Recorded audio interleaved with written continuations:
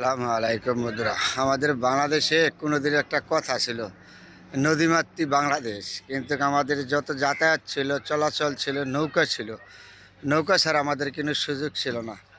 এখন তো আপনার দেখা যাচ্ছে বিভিন্ন জায়গা দিয়ে রাস্তাঘাট হয়ে গেছে, তারপরে আর নৌকার তেরম একটা চাহিদা থাকে না।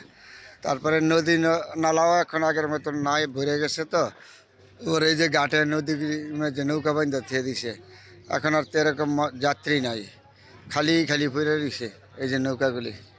আগে খুব গুরুত্বপূর্ণ একটা যানবাহন ছিল নৌকা, যেদিকে যাইতে নদী নালা খাল বিলে যেত। তাহলে এখন আর আগের মতন আর নাই। এই যে নদী নালা বেড়ে গেছে গা, যেহেতু রাস্তাঘাট এখন হয়ে গেছে গা, সব জায়গা দিয়ে গ্রাম শহর যে কোনো জায়গা দিয়ে রাস্তাঘাট হয়ে গেছে। রাস্তাঘাট হয়ে যাওয়ার কারণে আবার নৌযাত্রা মানুষের খুব কমে গেছে। তারপরে বন্ধুরা আজকে দেখলাম নৌকাগুলি ঘাটকে কীভাবে বান্ধা, দেখেন যাত্রী নাই। তারপর আপনাদের সাথে শেয়ার করলাম বন্ধুরা। সবাই ভালো থাকবেন, সবার জন্য